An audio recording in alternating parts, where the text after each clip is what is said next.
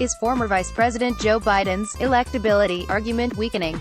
From the beginning of his 2020 campaign, Biden has banked his nomination chances not on arguing that he's the best candidate, either in terms of policy or enthusiasm, but that he is the only one safe enough to run against Donald Trump in the general election. Resting on his association with the wildly popular Barack Obama, Biden's strategy has been to appeal to skittish Democratic voters who might not themselves have much personal zeal for the former VP, but who believe he won't scare off those fragile working-class white voters in the Midwest who have become such a focus of media attention since Trump's election. Advertisement. Maybe you have to swallow a little bit and say, okay, I personally like so-and-so better, but your bottom line has to be that we have to beat Trump, Jill Biden told a group of New Hampshire teachers last month, capturing the "settle for me" strategy that apparently fuels her husband's campaign. So far, the swallow the bitter pill angle has been working well for Biden. His campaign presence has been limp and he has drawn middling crowds at best, but he's been holding a fairly steady lead in the polls at around 30 to 32%, buoyed by voters who buy the argument that an uninspiring candidate is also a safe candidate. But the main premise of Biden's campaign, that he's the most electable of them all, is starting to show cracks. First of all, Biden's unfortunate tendency to say dumb or untrue things, which helped end his presidential ambitions in 1988 and 2008, is proving yet again to be a little more troublesome than the word gaffe implies. On the contrary, it's starting to seem more like an indifference to the truth that borders on mendacity, or an ego too big to admit that it's naughty to tell lies. Or, as some have suggested, it could also be evidence that Biden, who will be 78 years old on Inauguration Day in 2021, is slipping mentally. In an interview released Tuesday on NPR, Biden made flatly false statements about his record regarding the Iraq War. Biden voted in 2002 to authorize then-President George W. Bush to go to war with Iraq. He now claims he only did so because Bush assured him he wouldn't actually start the war and that he needed the vote to be able to get inspectors into Iraq. Biden went on to say that after Bush began a bombing campaign against Iraq, I came out against the war at that moment. Advertisement. That's not true. Months after the invasion started, Biden told the crowd at the Brookings Institution, I voted with my colleagues to give the President of the United States of America the authority to use force, and I would vote that way again today. He didn't publicly come out against the war until 2005, well after the emergence of an anti-American insurgency that made it clear the conflict could continue indefinitely. The worst part is that Biden made these remarks to NPR as part of a cleanup effort for another flatly false thing he said last week at a campaign stop in New Hampshire, claiming it was the God's truth, and, my word as a Biden. Biden told a dramatic story about flying to Afghanistan to pin a silver star on a Navy captain who had rescued the body of a fallen comrade. The problem is, that didn't happen.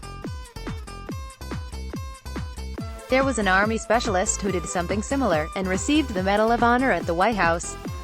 But, as the Washington Post notes, almost every detail in the story appears to be incorrect.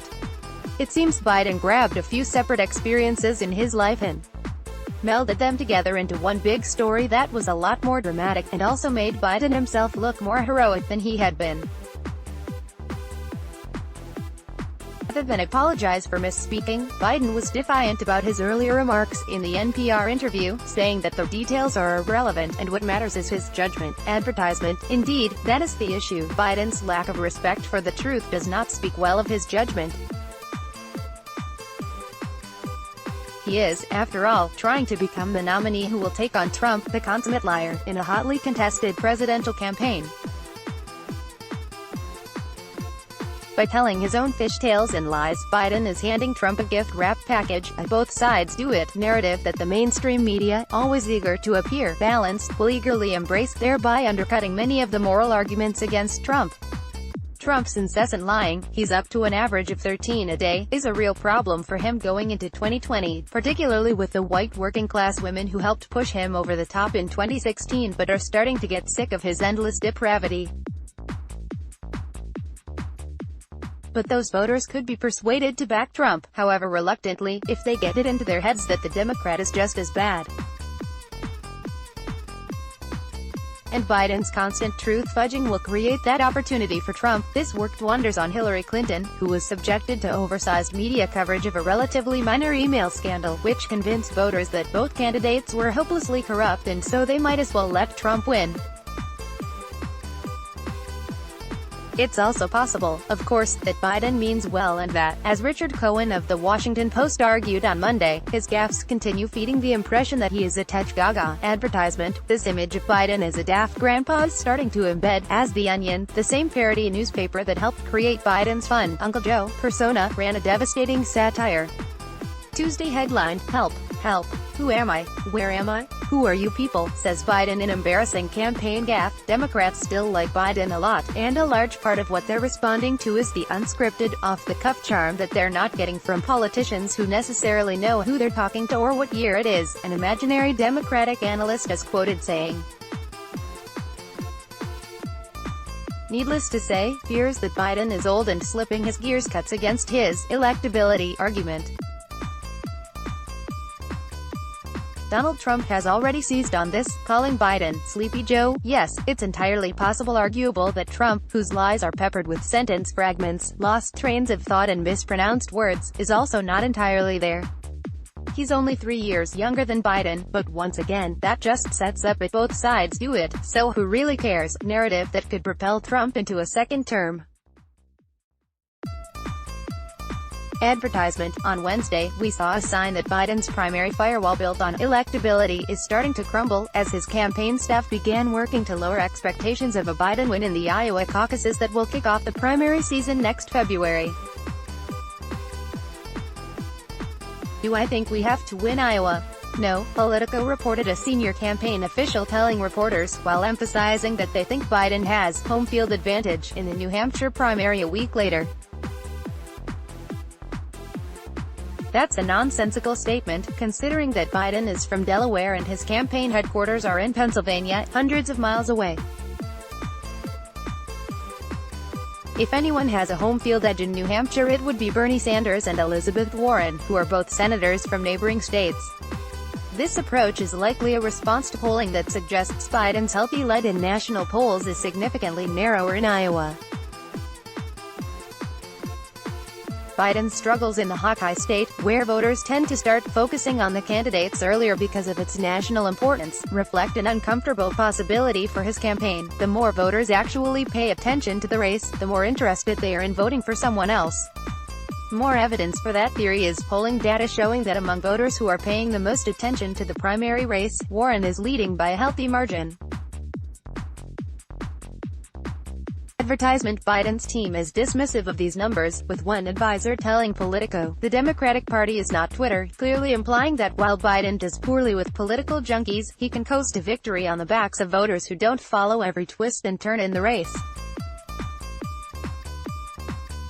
The problem with relying on voter ignorance to get Biden over the finish line, however, is that voters who are tuned out now will likely start to pay more attention as we get closer to voting season.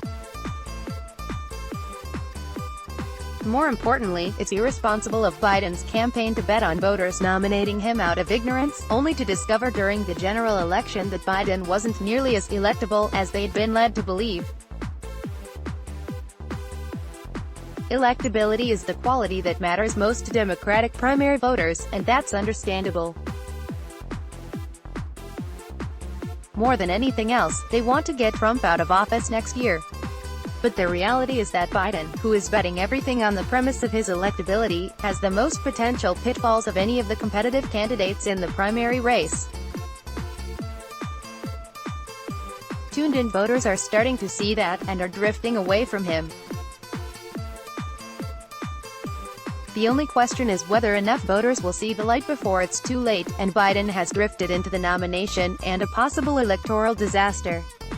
Let's block ads. Why?